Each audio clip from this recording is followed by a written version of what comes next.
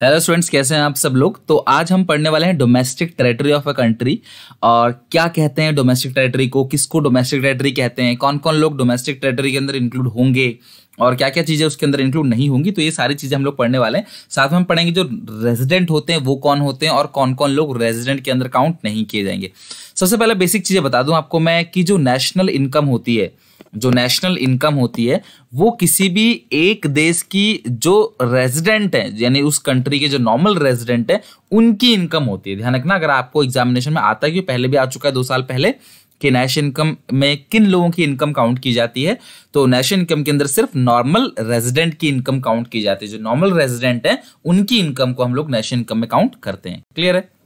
अब बात करें डोमेस्टिक टेरिटरी किसको कहते हैं, यानी कि हमारी कंट्री का वो टेरिटरी जहां पे इकोनॉमिक एक्टिविटी की जाती है, जहां पे इनकम जनरेशन होता है, जहां प्रोडक्शन होता है, जहां कंजप्शन होता है, जहां लोग सामान बेचते हैं, जहां पे कुछ लोग सामान खरीदते हैं, तो वो सारा का सारा टेरिटरी, वो एरिया जो है हमारा डोमेस्टिक टेरिटरी है। अगर मैं क्लास आपको बना के दूं तो ये इंडिया का जो मैप है, इस तरीके से कुछ इंडिया का मैप बनता है। अगर आपको मैप थोड़ा कुछ इस तरीके से, एग्जैक्टली तो नहीं बना पा रहा हूं, बट इस तरीके से ही इंडिया का मैप बनता है। तो ये पूरा जो एरिया है, ये जो पूरा एरिया है, इसको हम लोग बोलते हैं डोमेस्टिक टेरिटरी। यानी कि ये पूरा एरिया जो हमारा है वो डोमेस्टिक टेरिटरी। जो अपना टेरिटोरियल बाउंड्री लाइन है वो इंडिया है, और यहाँ पे जो पानी है वो भी 200 नॉटिकल माइल्स तक इंडिया का है। यानी कि इस पानी पे फिशिंग होगी, इस पानी पे ऑयल माइनिंग होगी, वो सारा का सारा काम इंडिया करेगा। तो इंडिया की जो डोमेस्टिक टेरिटरी है वो आपको पता होना चाहिए। आप इंडियन हो तो आपको डोमेस्टिक टेरिटरी के बारे में एटलीस्ट आपको पता होना चाहिए। अब सवाल यह है कि डोमेस्टिक टेरिटरी के अंदर क्या क्या चीजें इंक्लूड की जाएंगी। तो आप ध्यान रखना, इसके अंदर सारा एरिया इंडिया का है, तो इसके अंदर सारा कुछ जो होगा वो इंक्लूड किया जाएगा डोमेस्टिक टेरिटरी में, सिर्फ किसको छोड़कर, एम्बेसीज को। क्योंकि अगर इंडिया के अंदर कोई चाइना की एम्बेसी है तो वो चाइना की टेरिटरी का पार्ट है। इंडिया के अंदर कोई अमेरिका की एम्बेसी है तो वो अमेरिका की टेरिटरी का पार्ट है। इंडिया के अंदर रशिया की एम्बेसी है तो वो रशिया की टेरिटरी का पार्ट है। सिमिलरली रशिया में जो इंडिया की एम्बेसी होगी उनकी जगह पे होगी, लेकिन वो हमारे टेरिटरी का पार्ट कहलाएगा। तो डोमेस्टिक टेरिटरी के अंदर क्या क्या इंक्लूड किया जाता है। सबसे पहला, ship and aircraft owned by and operated by a normal resident between 2 और मोर कंट्रीज। एग्जांपल अब समझना अच्छे से, एग्जांपल से, एयर इंडिया इंडिया का प्लेन है, लेकिन वो ऑपरेट करता है जापान से चाइना, जापान से चाइना उड़ता है, चाइना से जापान उड़ता है, तो वो किसकी टेरिटरी का पार्ट होगा, वो इंडिया की ही टेरिटरी का पार्ट होगा। Similarly plane operated by Turkish airline, Turkey या तुर्की बोलते हैं, एक देश है, उसकी एयरलाइन इंडिया से ब्रिटेन जाती है, तब भी वो टर्की का ही क्या होगा, वो टर्की की ही डोमेस्टिक टेरिटरी में आएगा। कहने का मतलब क्या है, अगर कोई इंडियन प्लेन है, कोई इंडियन एयरक्राफ्ट है, कोई इंडियन शिप है, तो वो किसी भी देश में जा रहा है वो फिर भी इंडिया की टेरिटरी का ही पार्ट कहलाया जाएगा। क्लियर है। सेकंड पॉइंट है फिशिंग वेसल, जहां पे क्लास फिशिंग की जाती है, ऑयल माइनिंग की जाती है, नेचुरल गैस निकाला जाता है, वो सारे प्लेटफॉर्म ऑपरेट अगर कोई रेजिडेंट कंट्री करता है in international water where they have exclusive right of operation. लेकिन ध्यान रखना, इलीगल नहीं होना चाहिए, वहां पर राइट होना चाहिए, तो वो इंडिया का ही पार्ट कहलाएगा, यानी कि हमारी टेरिटरी का ही पार्ट कहलाएगा। Example, fishing boat operated by Indian fisherman, यानी कि जो फिशिंग बोट होता है जहां पे फिशिंग की जाती है, बोट होता है उसके अंदर, मतलब नाव कह लो आप, ठीक है, बड़े बड़े नाव होते हैं जिनमें फिशिंग की जाती है, लोग जाते हैं मछली पकड़ के लाते हैं समंदर के पानी से। तो Indian fisherman in international water of Indian ocean will be consider, जो इंडियन ओशियन है उसमें अगर इंडियन फिशरमैन जाते हैं, मछली पकड़ के लेके आते हैं, तो वो इंडिया की डोमेस्टिक टेरिटरी का ही पार्ट कहलाया जाएगा। क्लियर है। थर्ड पॉइंट, एम्बेसीज हो क्लास, कंसुलेट्स एंड मिलिट्री स्टैब्लिशमेंट, यानी कि एम्बेसडर और एम्बेसीज जो हैं अगर वो अब्रॉड में हैं फिर भी वो हमारे देश का ही पार्ट माना जाएगा। मैंने आपसे कहा कि जो इंडिया की एम्बेसी अगर चाइना में है तो वो इंडिया की ही डोमेस्टिक टेरिटरी होगी, भले ही वो चाइना में है लेकिन वो इंडिया की डोमेस्टिक टेरिटरी का पार्ट होगा। क्लियर है यहां तक। तो ये 3 चीजें जो है वो डोमेस्टिक टेरिटरी में काउंट की जाती हैं। तो कौन कौन काउंट नहीं किया जाता क्लास। पहली चीज, बाहर देश से जो भी एम्बेसडर है, मैंने आपको कहा था अगर हमारी एम्बेसी चाइना में है तो हमारा पार्ट है। सिमिलरली चाइना की एम्बेसी अगर इंडिया में है तो वो इंडिया का पार्ट होगा। चाइना का पार्ट होगा। अमेरिका की एम्बेसी अगर इंडिया के अंदर है तो वो अमेरिका की टेरिटरी का पार्ट होगा, ना कि इंडियन टेरिटरी का। क्लियर है यहां तक। तो Chinese embassy in India is the part of domestic territory of Chinese embassy in India. अगर चाइनीज एम्बेसी इंडिया में है it is a part of domestic territory. Class ये इसको ठीक कर लो, यहाँ पे डोमेस्टिक टेरिटरी ऑफ इंडिया नहीं होगा, चाइना होगा। क्लियर है? मैं ट्राई करूंगा नोट्स में ठीक मिले आपको, अदरवाइज ठीक कर लेना कि अगर कोई चाइनीज एम्बेसी है, ऊपर से ही लिखा है embassies and establishment of foreign country in India, अगर फॉरेन कंट्री की एम्बेसी एस्टैब्लिशमेंट, मिलिट्री एस्टैब्लिशमेंट हमारी कंट्री में है तो वो उन्हीं का ही पार्ट होगा, हमारा पार्ट नहीं होगा। So Chinese embassy in India is a part of domestic territory of China. Okay, China होगा, इंडिया नहीं होगा, मिस्टेक है, बाय प्रिंट मिस्टेक है, उसको ठीक कर लेना, चाइना होगा। Second point, international organisation like United nation organization हो गया, वर्ल्ड हेल्थ ऑर्गेनाइजेशन हो गया, वर्ल्ड ट्रेड ऑर्गेनाइजेशन हो गया, जो इंटरनेशनल ऑर्गेनाइजेशन है, तो ये भले ही क्लास हमारे कंट्री के एरिया में हो या कहीं भी हो, वो अपने देश का ही होगा जिस देश का वो है। यूएनओ क्लास या फिर WTO अगर बाहर देश का है तो वो बाहर देश का ही कहलाएगा, अमेरिका का ही कहलाएगा, भले ही वो इंडिया के अंदर उसके ब्रांचेस हो, इंडिया के अंदर उसके पार्ट हो या ऑर्गेनाइजेशन हो। क्लियर है यहां तक? तो बाहर देश की एम्बेसीज उनका ही रहेगा भले हमारे देश में हो, इंटरनेशनल ऑर्गेनाइजेशन यूएनओ WHO ये उनका ही रहेगा भले वो हमारे टेरिटरी के अंदर क्यों ना हो। डन? यहां तक आ गया समझ आपको? तो डोमेस्टिक टेरिटरी तो हमने कर लिया खत्म। अब बात करते हैं रेजिडेंट ऑफ अ कंट्री। किन किन लोगों को हमारे देश का रेजिडेंट बोला जाएगा? जो इंसान आम तौर पे, जरूरी नहीं कि रेजिडेंट कोई इंसान ही होगा, कोई कंपनी, कोई फैक्ट्री भी रेजिडेंट, कोई इंस्टीट्यूशन भी रेजिडेंट हो सकता है। A normal resident is said to be a person और institution who ordinarily reside in a country, जो नॉर्मली हमारे देश में रहते हैं, and who centre of economic interest, यानी कि उनका इनकम और एक्सपेंडिचर हमारे देश में होता है।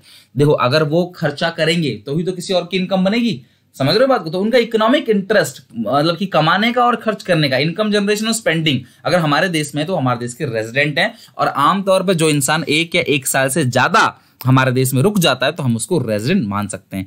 इट इज नॉट नेसेसरी, ये जरूरी नहीं है कि जो जिस देश का रेजिडेंट होगा उसी देश का सिटीजन भी होगा। क्या पता वो सिटीजन अमेरिका का हो लेकिन इंडिया में कई सालों से रह रहा हो, तो वो इंडिया का जो है रेजिडेंट है, लेकिन सिटीजन कहाँ का है? अमेरिका का। सिटीजनशिप जो है बाय बर्थ या फिर बाय मैरिज मिलता है, शादी अगर बाहर की जाती है तब, या फिर आप अगर पैदा होते उस देश में तो आपको बाय डिफॉल्ट सिटीजन मान लिया जाता है। A person may be resident of one country, एक कंट्री का आप क्या हो सकते हो? रेजिडेंट, जबकि आप दूसरी कंट्री के क्या हो सकते हो? सिटीजन। यानी कि आप मे बी इंडियन रेजिडेंट हो लेकिन अगर आप कई साल जापान में रहते हो, सॉरी इंडियन सिटीजन ऑफ, लेकिन कई साल आप जापान में रहते हो तो आप क्या बन जाते हो? जापान के रेजिडेंट और इंडियन सिटीजन। क्लियर है यहां तक?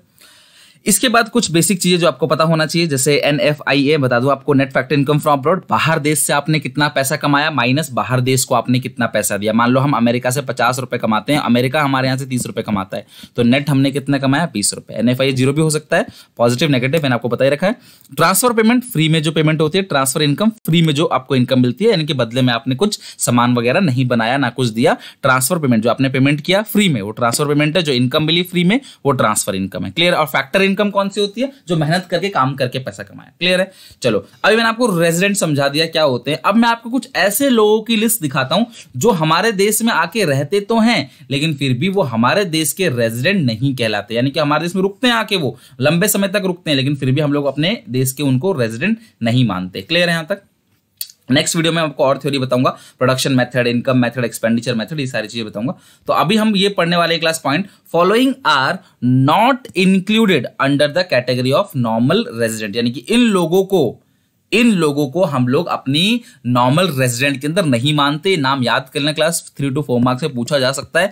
5 पॉइंट, यानी कि ये 5 लोग ऐसे हैं जो हमारे देश में आके रुकेंगे लेकिन फिर भी हम इनको अपने देश का रेजिडेंट नहीं मानेंगे। क्लियर है यहां तक? तो सबसे पहला नाम इसके अंदर आता है foreigner. Foreigner who visit in our country, जो हमारे कंट्री में विजिट करते हैं, यानी आते हैं। किस पर्पस से? पहला, हॉलिडे के पर्पस से, छुट्टियां बिताने के पर्पस से, टूरिज्म के पर्पस से, किसी मेडिकल के पर्पस से आते हैं, स्पोर्ट पर्पस से यानी गेम वगैरह के पर्पस से। जैसे आपको पता है कि जो फीफा होता है या फिर हमारे देश में ओलंपिक्स हो गया, तो कॉमनवेल्थ गेम हो गया, तो बाहर से लोग आते हैं स्पोर्ट पर्पस से या पढ़ाई पर्पस से आते हैं। तो हम उन लोगों को उन्हीं के देश का रेजिडेंट मानेंगे, हम उनको अपने देश का रेजिडेंट नहीं मानेंगे। यानी वो फॉरेनर जो टूरिज्म पर्पस से, मेडिकल पर्पस से, स्पोर्ट पर्पस से, स्टडी पर्पस से हमारे देश में आते हैं, हम उनको अपने देश का रेजिडेंट नहीं मानते, वो उन्हीं के देश के रेजिडेंट होते हैं। सेकंड पॉइंट क्या है? International organisation like WHO, world health organisation या फिर united nation organisation, international labour organisation, ये सारे ऑर्गेनाइजेशन जो लोग काम करते हैं हमारी कंट्री, मान लो WHO का कोई ब्रांच है तो बाहर देश से, अमेरिका से लोग आके काम कर रहे हैं, तो अमेरिका के ही रेजिडेंट होंगे, वो हमारे देश के रेजिडेंट नहीं होंगे। तो पहला टूरिस्ट और दूसरा क्या हो गया क्लास, जो इंटरनेशनल ऑर्गेनाइजेशन में काम करते हैं वो लोग। तीसरा है क्लास फॉरेन एम्बेसीज, जो एम्बेसीज हैं बाहर देश की, दूतावास, उस फॉरेन एम्बेसीज अगर इंडिया में है, मान लो इंडिया के अंदर चाइना की एम्बेसी है तो चाइना के लोग काम करेंगे उस एम्बेसी में। इंडिया के अंदर जापान की एम्बेसी है तो जापान के लोग काम करेंगे हमारे इंडिया में आके उस एम्बेसी के अंदर, फिर भी वो अपने देश के ही रेजिडेंट कहलाएंगे, हमारे देश के रेजिडेंट नहीं कहलाएंगे। चाहे ऑफिशियल डिप्लोमेट्स हो, चाहे मेंबर्स ऑफ आर्म फोर्सेस, कोई आर्म फोर्सेस के मेंबर हैं कंट्री के अंदर, तो वह भले ही हमारी कंट्री में होगा और वो लोग आके हमारी कंट्री में काम भी करेंगे, लेकिन फिर भी वो देश के, अपने ही देश के रेजिडेंट कहलाएंगे। अगला class crew member, crew member मतलब चालक दल of a foreign vessel, commercial traveller and seasonal workers provide in the stay less than 1 year. अगर देखो, आपने देखा होगा जब जहाज आता है, मान लो कोई टर्की से जहाज आ रहा है या अमेरिका से जहाज आ रहा है या फिर इंग्लैंड से जहाज आ रहा है कोई, तो जहाज के अंदर भी लोग आते हैं। जहाज के अंदर मतलब कि 1-2 पायलट होते हैं, कुछ को पायलट, एक को पायलट होता है और उसके बाद 2-4-5 लोग वो होते हैं, उनके स्टाफ होते हैं और कुछ एयर होस्टेस होती है। तो वो लोग जब आते हैं इंडिया में तो इसका मतलब ये नहीं कि वो इंडियन रेजिडेंट हो गए, वो तब भी अपने देश के ही रेजिडेंट रहेंगे। जो क्रू मेंबर्स, जो चालक दल आता है वो लोग अपने देश के ही रहेंगे, चाहे वो क्लास किसी भी देश को, हमारे देश के रेजिडेंट नहीं कहलाएंगे।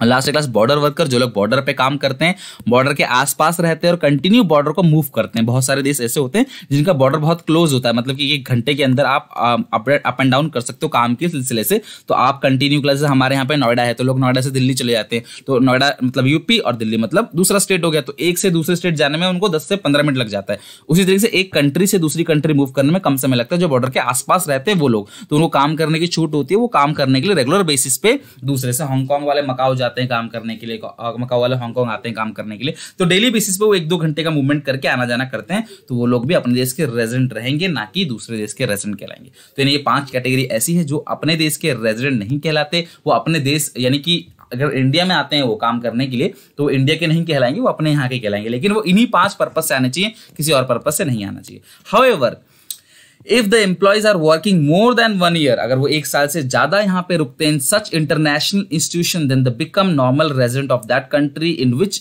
सच इंस्टीट्यूशंस आर लोकेटेड। ये पॉइंट WHO का है। अगर WHO में 1 साल से ज्यादा टाइम के लिए वो काम करते हैं तो वो अपने देश के रेजिडेंट नहीं कहलाएंगे, फिर वो इंडियन रेजिडेंट हो जाएंगे। If the Russian working in WHO office in India more than 1 year, वो रशियन है लेकिन फिर भी वो हमारे देश का रेजिडेंट कहलाएगा अगर वो 1 साल से ज्यादा समय तक काम करता है तो। क्लियर है?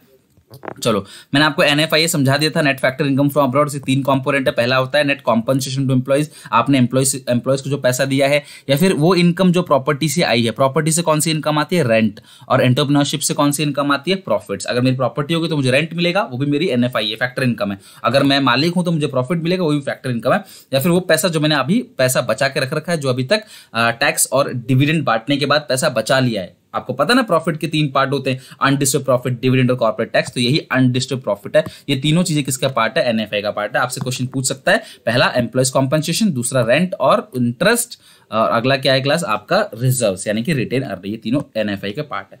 आई होप कि आपको वीडियो अच्छी लगी होगी। 2 पार्ट मैंने करा दिया आपको, बाकी थोड़ी बहुत थ्योरी और बची है इस पूरे चैप्टर में, जो हम आगे आने वाले वीडियोस में नेक्स्ट पार्ट में हम लोग सॉल्व कर लेंगे। ठीक है, thank you very much. Video को लाइक करके जाना क्लास, कमेंट सेक्शन में अपनी राय बताना और अपने सारे क्लास 12 के बच्चों को बता दो, शेयर कर दो सारी चीजों को, कि हम लोग अकाउंटेंसी, इकोनॉमिक्स और BST पूरा कोर्स करेंगे इस सेशन का फ्री ऑफ कॉस्ट। आपको कुछ नहीं करना, बस चैनल को सब्सक्राइब करना है और कंटिन्यू मेरी वीडियोस को देखकर पढ़ाई करने। जो दिक्कत परेशानी होगी आप मुझे बता सकते हो। हाँ, ये जो नोट है पूरा का पूरा वो मैंने टेलीग्राम ग्रुप पे दे रखा है, सुनील पांडा 12th कॉमर्स, डिस्क्रिप्शन में लिंक डाल दूंगा, वहां जाके आप सारे नोट्स, अकाउंटेंसी का भी दे रहा हूं मैं, इको का भी दे रहा हूं, BST का भी, सारे नोट्स वहां पे ले सकते हो। ठीक है, बाय बाय, टेक केयर, मिलते हैं नेक्स्ट वीडियो में।